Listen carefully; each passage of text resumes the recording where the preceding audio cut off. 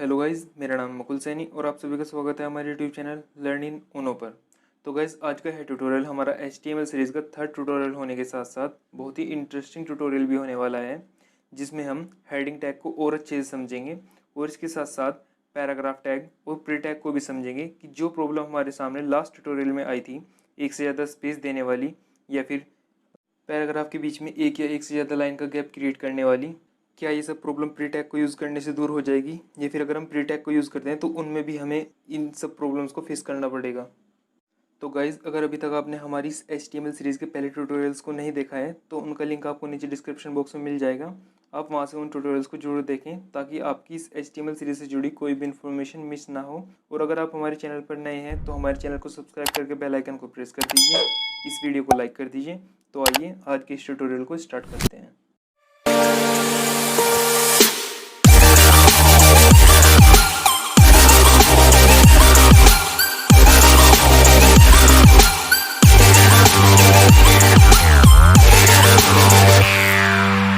तो सबसे पहले हम इन टॉपिक्स को थ्योरेटिकली समझते हैं, फिर इनके कोड्स को अपने टेक्स्ट एडिटर पर टाइप करते हुए अपने ब्राउज़र की स्क्रीन पर भी इनके आउटपुट्स को देखते हुए चलेंगे। तो सबसे पहले समझते हैं हेडिंग टैग को। तो हेडिंग आपके वेब पेज के लिए एक ऐसा टाइटल या सब टाइटल होता है जिसको आप अपने वेब पेज पर डिस्प्ले करना चाहते हैं। और अभी तक हमने अपने पहले दो ट्यूटोरियल्स में सिर्फ H1 टैग का ही यूज़ किया था अपने वेब पेज पर हेडिंग प्रोवाइड करने के लिए। लेकिन जो HTML में हेडिंग्स होती हैं उसमें H1 से लेकर H6 तक का आपके 6 टैग्स होते हैं और इसमें आपका H1 टैग के अंदर का टैग साइज सबसे लार्ज होता है। और H1 टैग को हम मोस्ट इंपॉर्टेंट हेडिंग के लिए यूज़ करते हैं, फिर उसके बाद H2, फिर H3 और इसी तरीके से एंड में H6 को हम सबसे कम इंपॉर्टेंट हेडिंग के लिए यूज़ करते हैं। और अगर आप बात करें हेडिंग्स के बेनिफिट की कि हमें अपनी वेबसाइट पर हेडिंग प्रोवाइड करने से क्या बेनिफिट होता है, तो जब भी हम किसी टॉपिक को सर्च इंजन पर सर्च करते हैं तो सर्च इंजन आपकी वेबसाइट की हेडिंग्स को सर्च करता है और अगर वह टॉपिक आपकी हेडिंग्स में मिल जाता है तो उसी को वह रिजल्ट के रूप में शो कर देता है आपके ब्राउज़र की स्क्रीन पर। जैसे कि आपने कोई एजुकेशन से रिलेटेड कोई एक वेबसाइट क्रिएट की है जिसमें आप डिफरेंट प्रोग्रामिंग लैंग्वेज से रिलेटेड इन्फॉर्मेशन प्रोवाइड करवाते हैं, जैसे कि सी लैंग्वेज, पाइथन, C++, जावा और भी बहुत सी प्रोग्रामिंग लैंग्वेज। तो आपके अलावा भी ऐसी बहुत सी वेबसाइट्स होंगी जो सेम इन्फॉर्मेशन प्रोवाइड कराती होंगी। लेकिन अगर मान के चलिए कि कोई यूज़र है और वो पाइथन के किसी एक मॉड्यूल को सर्च करना चाहता है जो किसी दूसरी वेबसाइट्स पर नहीं होकर सिर्फ आपकी ही वेबसाइट्स पर है, और आपने उसको अपनी वेबसाइट पर एक हेडिंग क्रिएट करके एक अच्छे से उसको डिफाइन कर रखा है, तो सर्च इंजन से वह मॉड्यूल शो हो जाएगा यूज़र के ब्राउज़र की स्क्रीन पर। और हेडिंग टैग का यूज़ आपको सिर्फ हेडिंग प्रोवाइड करने के लिए ही करना चाहिए, ना कि किसी टेक्स्ट को बोल्ड करने के लिए। और आपकी सभी हेडिंग्स के लिए साइज़ प्री डिफाइंड होता है, जिसको अगर आप चाहे तो स्टाइल एट्रीब्यूट की हेल्प से या फिर CSS की फॉन्ट साइज़ की प्रॉपर्टी को यूज़ करते हुए कम या ज़्यादा कर सकते हैं। अब जो हेडिंग टैग का डिफ़ॉल्ट साइज़ होता है वो कुछ इस तरह होता है कि H1 के लिए 32 पिक्सल, H2 के लिए 24 पिक्सल, H3 के लिए 18.72 पिक्सल, H4 के लिए 16 पिक्सल, H5 के लिए 13.28 पिक्सल, H6 के लिए 12 पिक्सल। तो ये सब कुछ तो हुआ आपके हेडिंग टैग के लिए। अब देखते हैं आपके पैराग्राफ टैग को। तो पैराग्राफ टैग आपके वेब पेज पर पैराग्राफ क्रिएट करने के काम आता है। और जब भी आप पैराग्राफ टैग या किसी भी टैग को यूज़ करते हैं जिसका एंड टैग एग्जिस्ट करता है तो आप उस एंड टैग को लगाना न भूलें। वैसे पैराग्राफ टैग के केस में बहुत से ब्राउज़र पर इस चीज़ से कोई फ़र्क नहीं पड़ता कि आप एंड टैग को यूज़ कर रहे हो या नहीं कर रहे हो, वो आपका सेम ही आउटपुट शो करता है आपके वेब पेज पर। लेकिन फिर भी आप पैराग्राफ के लिए एंड टैग को यूज़ ज़रूर करें, क्योंकि कई बार एंड टैग को यूज़ न करना आपके वेब पेज पर बहुत सी अनएक्सपेक्टेड एरर्स को जनरेट कर सकता है, जिनको हम अभी कुछ टाइम के बाद अपने ब्राउज़र की स्क्रीन पर देखेंगे। उससे पहले हम प्री टैग को और समझ लेते हैं कि यह क्या होता है और यह पे किस काम आता है। तो प्री टैग आपका प्री फॉर्मेटेड टेक्स्ट को जनरेट करने के काम आता है। अब यहाँ प्री फॉर्मेटेड टेक्स्ट से क्या मतलब है? तो प्री फॉर्मेटेड टेक्स्ट से मतलब है कि जो भी टेक्स्ट आपका प्री टैग के स्टार्ट टैग और एंड टैग के अंदर आता है वह आपका फिक्स्ड विथ के कोरियर फॉन्ट में आता है। और प्री टैग आपके टेक्स्ट में स्पेस और लाइन ब्रेक्स दोनों को बनाए रखता है, मतलब कि जैसे भी आप अपने टेक्स्ट को प्री टैग के अंदर रखोगे आपको सेम वैसा ही आउटपुट आपके ब्राउज़र की स्क्रीन पर शो होगा। तो आइए, अब तक जो कुछ भी हमने थ्योरेटिकल समझा अब उसको अपने टेक्स्ट एडिटर पर टाइप करते हुए अपने ब्राउज़र पर उसके आउटपुट को देखते हुए चलेंगे कि वह हमारे ब्राउज़र पर हमारे आउटपुट पर क्या इफेक्ट डालता है। सो गाइस, सबसे पहले हम न्यू फाइल क्रिएट कर लेते हैं। अब मैं पहले इसको सेव कर देता हूँ और इसको अपने डेस्कटॉप पे यूट्यूब कंटेंट के अंदर यहाँ पे मैं इसको सेव कर देता हूँ और इसका नाम दे देता हूँ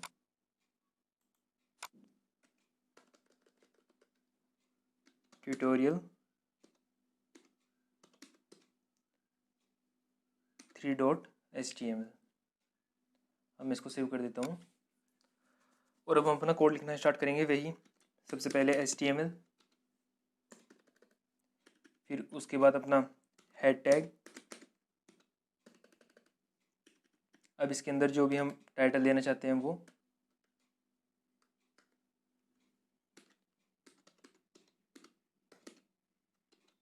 टाइटल में मैं दे देता हूँ लर्न इन ऊनो। मैं थोड़ा सा इसको एडजस्ट कर देता हूँ।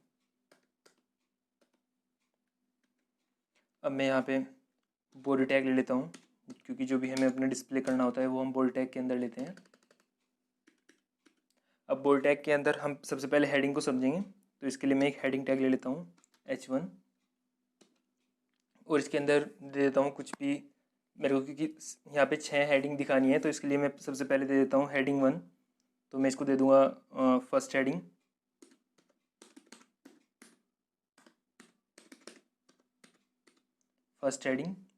अब मैं इसको पूरे को कॉपी कर लेता हूँ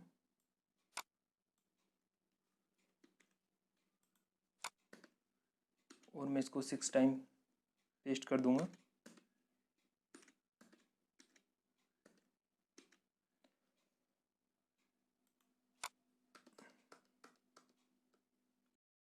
तो गाइज अब हम इसको सेव कर लेते हैं और इसको अपने ब्राउज़र पर जाकर देखते हैं कि अब हमारे वेब पेज किस तरह शो हो रहा है। तो हम अपने HTML फाइल के अंदर, ये हमारा ये फाइल है, इसको हम ओपन करेंगे तो आप देख सकते हो कि हमारी जो 6 की 6 हेडिंग है वो आपकी शो हो रही है। फर्स्ट हेडिंग जो है आपकी वो सबसे लार्ज साइज़ में शो हो रही है और आपकी जो 6 हेडिंग है वो सबसे स्मॉल साइज़ में शो हो रही है और आपका साइज़ उसी तरीके से डिक्रीज़ होता हुआ जा रहा है।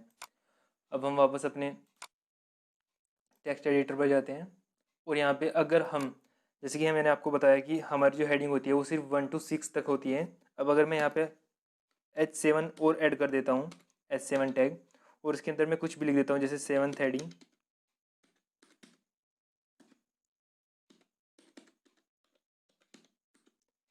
अब मैं इसको सेव करता हूँ और अब मैं देखता हूँ कि अब हमारे ब्राउज़र पर क्या आउटपुट शो हो रहा है। तो अगर मैं इसको यहाँ पे रिफ़्रेश करता हूँ तो आप देख सकते हैं, मैं इसको थोड़ा जूम करके दिखा देता हूँ। आप देख सकते हैं कि जो हमने 7th हेडिंग दी है वो आपका एज अ नॉर्मल टेक्स्ट, जिस तरीके से आपका नॉर्मल टेक्स्ट होता है सिर्फ उसी तरीके से हो रही है, ना कि आपकी हेडिंग की तरह। तो इससे जो है ये चीज़ क्लियर हो जाती है कि हमारी जो हेडिंग होती है वो सिर्फ आपका 1 to 6 ही लेवल की होती है। जो हमने 7th हेडिंग दी है वो आपका नॉर्मल टेक्स्ट के फॉर्म में शो हो रही है। अब हम वापस से अपने टेक्स्ट एडिटर पे जाते हैं और इसको पूरे को हटा देते हैं यहाँ से। अब हम इसमें जो है अपना पैराग्राफ ऐड कर देते हैं, क्योंकि हमको पैराग्राफ को भी समझना है। तो इसमें मैं पैराग्राफ ऐड कर देता हूँ और पैराग्राफ के अंदर मैंने पहले से ही ले रखा है, जो कि मेरे को इस एग्जांपल में दिखाना है कि जो हमारे सामने पैराग्राफ टैग के साथ प्रॉब्लम आती है वो मैं यहाँ से ले लेता हूँ अपनी वर्ड फाइल से। मैंने एक छोटी सी पोएम ले रखी है 4 लाइन की, मैं इसको यहाँ से कॉपी कर देता हूँ। अब इसको अपने टेक्स्ट एडिटर पे लाके यहाँ पे इसको पेस्ट कर देता हूँ और मैं इसको थोड़ा सा एडजस्ट कर देता हूँ।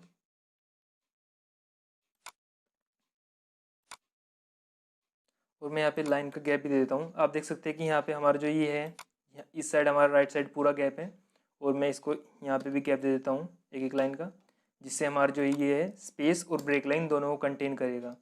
अब हमको देखना है कि आउटपुट में हमारा किस तरीके से शो करेगा। तो मैं इसको यहाँ से पहले, अब मैं सिर्फ इतने को ही सेव करता हूँ और वापस से हमारे ब्राउज़र की स्क्रीन पर जाके रिफ़्रेश करके देखता हूँ कि हमारा क्या आउटपुट शो हो रहा है। मैं इसको थोड़ा जूम आउट कर देता हूँ। तो आप देख सकते हैं कि जो भी हमने स्पेस दिया है वहाँ पे कोई स्पेस शो नहीं हो रहा है, सिर्फ एक सिंगल स्पेस हो रहा है। और जो हमने लाइंस के ब्रेक दिए हैं वो भी कहीं पे शो नहीं हो रहे हैं पैराग्राफ टैग के अंदर। अब हम वापस से अपने स्क्रीन पर जाते हैं। अब हम यहाँ पे टेक्स्ट एडिटर पे क्या करते हैं, जो हम प्री टैग को देखना है तो प्री टैग को ऐड करते हैं यहाँ पे। अब मैं प्री टैग के अंदर भी सेम यही पोएम जो है यहाँ से कॉपी करके यहाँ पे पेस्ट कर देता हूँ और अब इसको देखता हूँ कि क्या प्री टैग में भी हमारे सामने वही प्रॉब्लम आएगी या फिर जो हमें प्रॉब्लम फेस करनी पड़ रही है वो प्रॉब्लम हमारी सोल्व हो जाएगी। अब मैं इसको सेव कर देता हूँ और वापस से अपने ब्राउज़र की स्क्रीन पर जाके इसको रिफ़्रेश करता हूँ। तो आप देख सकते हैं कि जो प्री टैग जो प्री टैग है वो हमारा सभी तरह के स्पेसेस को भी कंटेन कर रहा है जो हमने स्पेस दिए थे, और हमारी जो लाइन ब्रेक है उसको भी कंटेन कर रहा है। अब हम इसमें थोड़ा और समझ लेते हैं। अब हम क्या करते हैं, जो हमने बताया था कि हमें एंड टैग जो होता है किसी भी टैग के लिए वो कंपलसरी होता है। अब हम उसको थोड़ा करके देखते हैं कि क्या ऐसा सच में है भी या नहीं। तो हम क्या करते हैं, पहले यहाँ से जो हमने कहा था कि हम पैराग्राफ टैग के एंड टैग को रिमूव करते हैं, हम यहाँ से इसको रिमूव कर देते हैं और अब देखते हैं कि अब हमारा कैसा आउटपुट शो हो रहा है। हम इसको सेव कर देते हैं और वापस से अपने ब्राउज़र की स्क्रीन पर जाके अब मैं इसको रिफ्रेश करता हूँ। तो आप देख सकते हैं कि कोई भी इसमें चेंजेस नहीं आ रहे हैं जो कि तो आपका शो हो रहा है। तो ये जो है, अगर हम कुछ ब्राउज़र्स पे ऐसा होता है कि अगर आपके चाहे हम एंड टैग यूज़ कर रहे हैं या नहीं कर रहे हैं, उससे आपके जो आउटपुट है उस पर कोई डिफरेंस नहीं पड़ता, कोई फ़र्क नहीं पड़ता, आपका सेम ही शो होता है। अब मैं क्या करता हूँ, जो हमने ये बताया था कि कुछ केसेस में आपका जो है ब्राउज़र वो पूरी तरीके से जो है पूरे प्रोग्राम को डिस्टर्ब कर देगा, आपके पूरे आउटपुट को डिस्टर्ब कर देगा। अब हम वो देखते हैं कि वो केस किस तरीके से हो सकता है। तो हम वापस से अपने स्क्रीन पर जाते हैं टेक्स्ट एडिटर पर, और यहाँ पे मैं क्या करता हूँ कि यहाँ पे मैं इन सभी हेडिंग्स को हटा देता हूँ और यहाँ पे इस हेडिंग को भी, एंड टैग को भी हटा देता हूँ और यहाँ पे आपका इस एंड टैग को ये यहाँ पे ऐड कर देता हूँ। अब मैं वापस से इसको सेव करता हूँ।